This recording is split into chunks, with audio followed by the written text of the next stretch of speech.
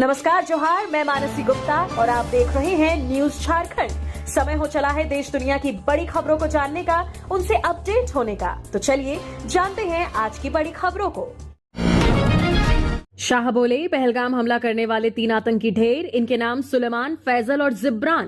केंद्रीय गृह मंत्री अमित शाह ने मंगलवार को लोकसभा में बताया कि जिन आतंकियों ने बैसरन घाटी में हमारे 26 पर्यटकों को मारा, उन्हें सोमवार को ढेर कर दिया गया। उन्होंने बताया कि इसके लिए ऑपरेशन महादेव चलाया। इन आतंकियों के नाम सुलेमान, फैजल, अफगान और जिब्रान हैं।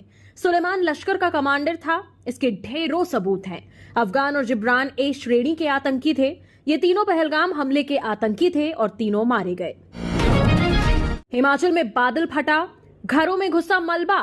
एमपी में भोपाल समेत 34 जिलों में बहुत भारी बारिश का अलर्ट। राजस्थान के 12 जिलों में स्कूल बंद। देश भर में बारिश के कारण जनजीवन बुरी तरह प्रभावित हुआ है। मौसम विभाग ने मंगलवार को हिमाचल प्रदेश, मध्य प्रदेश, पश्चिमी उत्तर प्रदेश, बिहार के लिए ऑरेंज अलर्ट जारी किया है। एमपी में भोपाल 34 जिलों में बहुत भारी बारिश का अलर्ट है। हिमाचल प्रदेश के मंडी में सोमवार देर रात बादल फटा।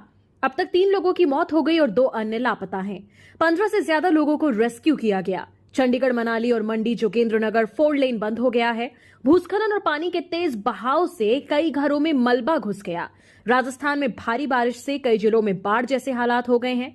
चित्तौड़गढ़, झालावाड़, कोटा, पाली और सिरोही में घरों तक में पानी घुस गया है। टोंक, चित्तौड़गढ़ में बारिश से हुए हादसों में 2 लोगों की मौत हो गई।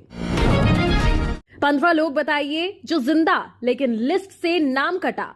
सुप्रीम कोर्ट ने कहा, ज्यादा वोटर्स के नाम कटे तो हस्तक्षेप करेंगे। 12 अगस्त से सुनवाई। बिहार में हो रहे स्पेशल इंटेंसिव रिवीजन को लेकर आज फिर सुप्रीम कोर्ट में सुनवाई हुई। कोर्ट ने कहा, अगर बड़े पैमाने पर वोटर्स के नाम कटे हैं तो हम हस्तक्षेप करेंगे। सुप्रीम कोर्ट 12 अगस्त से बिहार एसआईआर मामले की सुनवाई शुरू करेगा। एसआईआर को चुनौती देने वाले याचिकाकर्ताओं की तरफ से कोर्ट में कहा गया कि 65 लाख मतदाताओं के नाम काटे जा रहे हैं। कहा जा रहा है कि इनमें से कुछ अपना घर छोड़कर कहीं और चले गए हैं, कुछ मर गए हैं। जस्टिस बागची ने कहा, हम इस पूरे मामले को देख रहे हैं। अगर बड़े पैमाने पर मतदाताओं का नाम वोटर लिस्ट से काटा जा रहा है तो हम तुरंत हस्तक्षेप करेंगे। आप ऐसे 15 लोगों को लेकर आइए जो कहें कि वे जीवित हैं और उनको मरा दिखाकर नाम काट दिया गया है। विधानसभा से पास बिल को राष्ट्रपति राज्यपाल की मंजूरी कब तक? सुप्रीम कोर्ट में 19 अगस्त से सुनवाई। सीजेआई की बेंच बोली, केंद्र राज्य 12 अगस्त तक पक्ष रखें। सुप्रीम कोर्ट ने मंगलवार को राष्ट्रपति के उस रेफरेंस पर सुनवाई की तारीखें तय कर दी जिसमें पूछा गया है कि क्या राज्य विधानसभाओं से पारित विधेयकों पर राष्ट्रपति या राज्यपाल की सहमति के लिए कोई समय सीमा तय की जा सकती है। इस संवैधानिक मुद्दे पर 19 अगस्त से सुनवाई शुरू होगी। मुख्य न्यायाधीश बीआर गवई की अगुवाई वाली 5 जजों की बेंच ने केंद्र और सभी राज्यों को 12 अगस्त तक लिखित पक्ष जमा करने को कहा है। बेंच में justice Suryakant, justice Vikram Nath, justice PS Narasimha और जस्टिस एएस चंदुरकर भी शामिल हैं। बेंच ने कहा कि 19 अगस्त को केरल और तमिलनाडु जैसे राज्यों की प्रारंभिक आपत्तियों पर 1 घंटे की सुनवाई होगी, जिन्होंने इस राष्ट्रपति के रेफरेंस की वैधता पर सवाल उठाया है। जम्मू में थार सवार ने बुजुर्ग को जानबूझकर टक्कर मारी। पहले सामने से स्कूटी टकराई, फिर गाड़ी रिवर्स करके कुचलने की कोशिश की। जम्मू में स्कूटी से जा रहे बुजुर्ग को जानबूझकर टक्कर मारने का वीडियो सामने आया है। वीडियो में दिख रहा है एक थार सवार जानबूझकर बुजुर्ग को 2 बार टक्कर मार रहा है। घटना करीब 1:30 बजे गांधीनगर से ग्रीनबेल्ट पार्क की ओर जा रही सड़क पर हुई। घटना के बाद राहगीरों ने घायल को अस्पताल पहुंचाया। पुलिस ने भारतीय न्याय संहिता की धारा 281, 109 और 125 के तहत एफआईआर दर्ज की है और वाहन जब्त कर लिया है। पुलिस ने बताया कि आरोपी मनन आनंद अभी फरार है। उसके शहर से बाहर चले जाने का अनुमान है। उसे ट्रेस करने की कोशिश की जा रही है। मामला दर्ज करके थार मलिक और मनन के पिता राजेंद्र आनंद को हिरासत में लिया गया है। एआई से जनरेट फर्जी फैसले कोर्ट में रखे जा रहे। सुप्रीम कोर्ट के जज बोले, युवा वकील इससे सावधान रहें, सीनियर वकीलों ने समझाए। सुप्रीम कोर्ट के जज जस्टिस राजेश बिंदल ने कहा है कि भारत और अमेरिका में कुछ युवा वकील एआई आर्टिफिशियल इंटेलिजेंस टूल्स से कोर्ट के फर्जी फैसले खोजकर अदालत में पेश कर रहे हैं। उन्होंने कहा कि कई बार युवा वकील एआई पर सिर्फ 2-3 शब्द डालकर सर्च करते हैं और जो भी फैसला सामने आता है उसे कोर्ट में दिखा देते हैं। कई बार वो फैसला गलत होता है, अल्पमत होता है या फिर एआई ने खुद से कोई नया फर्जी जजमेंट बना दिया होता है। डॉग बाइटिंग के 37 लाख केस, रेबीज से 54 मौतें। सुप्रीम कोर्ट ने खुद नोटिस लिया, कहा आंकड़े बेहद चिंताजनक और डरावने। सुप्रीम कोर्ट ने आवारा कुत्तों के हमलों के कारण रेबीज से होने वाली मौतों की घटनाओं पर सोमवार को खुद नोटिस लिया। कोर्ट ने इसे बेहद चिंताजनक और डराने वाला बताया। पशुपालन राज्य मंत्री एसपी सिंह बघेल ने 22 जुलाई को लोकसभा में बताया था कि 2024 में 37 लाख से ज्यादा डॉग बाइट्स के मामले आए। इसके अलावा 54 लोगों की मौत रेबीज से हुई। रिपोर्ट दिल्ली में 6 साल की बच्ची छवि शर्मा की मौत से जुड़ी हुई है। उसे 30 जून को एक कुत्ते ने काट लिया था। इलाज के बावजूद 26 जुलाई को उसकी मौत हो गई। इस संबंध में जस्टिस जेबी पारदीवाला और जस्टिस आर महादेवन की बेंच ने कहा कि रिपोर्ट के तथ्य बेहद परेशान करने वाले हैं। 2 लाख श्रद्धालुओं ने किए नागचंद्रेश्वर के दर्शन। उज्जैन में 2 किलोमीटर लंबी लाइन। सेंधवा के नांगलवाड़ी में 50,000 से ज्यादा भक्त पहुंचे। नाग पंचमी के मौके पर मध्य प्रदेश के शिवालयों और नाग मंदिरों में विशेष पूजा अर्चना की जा रही है। उज्जैन में श्री महाकालेश्वर मंदिर की तीसरी मंजिल पर स्थित नागचंद्रेश्वर मंदिर के पट रात 12 बजे खोले गए। महानिर्वाणी अखाड़ा के महंत श्री विनीत गिरी महाराज ने त्रिकाल पूजन किया। इसके बाद श्रद्धालुओं के लिए दर्शन का सिलसिला शुरू हुआ। सुबह 10 बजे तक 2 लाख से अधिक श्रद्धालु दर्शन कर चुके थे। बारिश के बावजूद गेट नंबर 4 पर भक्तों की 2 किलोमीटर लंबी लाइन लगी है। श्री नागचंद्रेश्वर मंदिर के पट पर हर साल सिर्फ एक बार नागपंचमी के दिन 24 घंटे के लिए खोले जाते हैं। क्राउड मैनेजमेंट और सिक्योरिटी के लिए 200 सीनियर अफसर, 2,500 कर्मचारी, 1800 पुलिसकर्मी और 560 सीसीटीवी कैमरे लगाए गए हैं। केंद्र सरकार ने किसानों को चेतावनी दी। पीएम किसान किश्त चेक करने के लिए फर्जी लिंक न खोलें। मोबाइल पर भेजे जा रहे फेक मैसेज। प्रधानमंत्री किसान सम्मान निधि योजना के तहत आर्थिक मदद लेने वाले किसानों को केंद्र सरकार ने चेतावनी जारी की है। कृषि और किसान कल्याण मंत्रालय ने किसानों को सोशल मीडिया और अन्य प्लेटफॉर्म्स पर फैल रहे फर्जी मैसेज, लिंक से सावधान रहने को कहा है।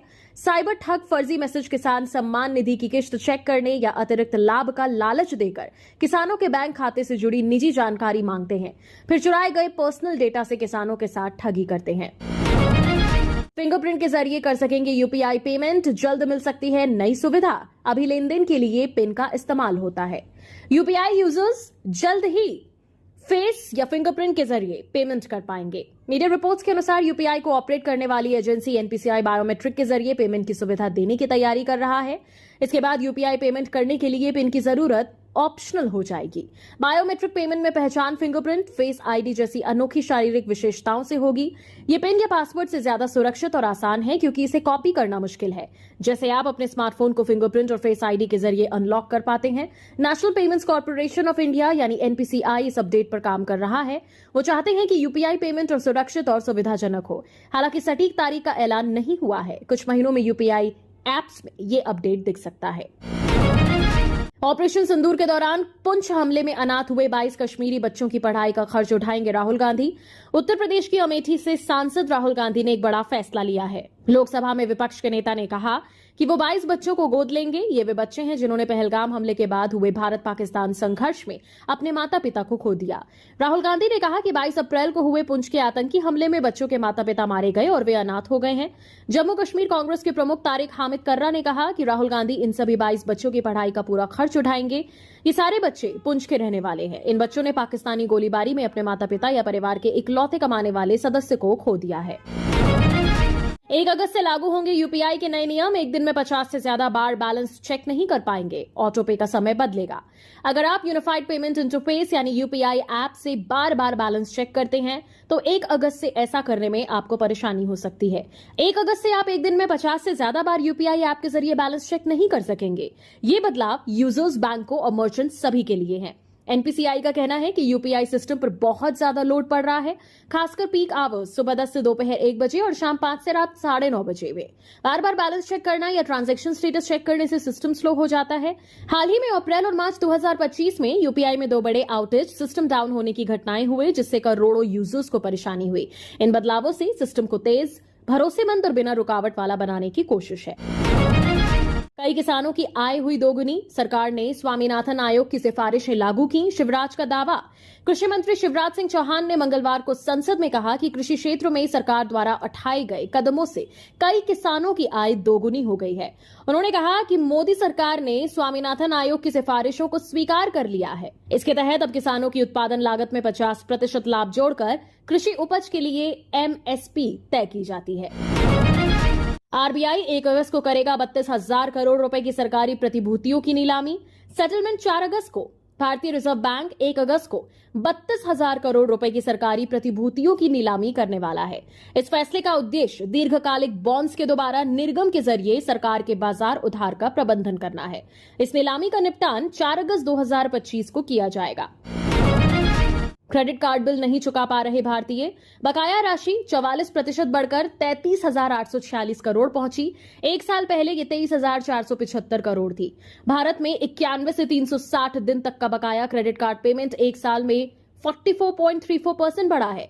मार्च 2025 तक ये राशि 33,846.5 करोड़ रुपए हो गई, जो मार्च 2024 में 23,475.6 करोड़ रुपए थी। यानी एक साल में ही करीब 10,410.9 करोड़ रुपए का इजाफा हुआ है। ये वो बकाया है जो लोग 3 महीने से ज्यादा समय से नहीं चुका पाए हैं। बैंकिंग नियमों में इसे नॉन परफॉर्मिंग एसेट्स यानी खराब कर्ज माना जाता है। CRIF हाई मार्क की रिपोर्ट में ये जानकारी सामने आई है।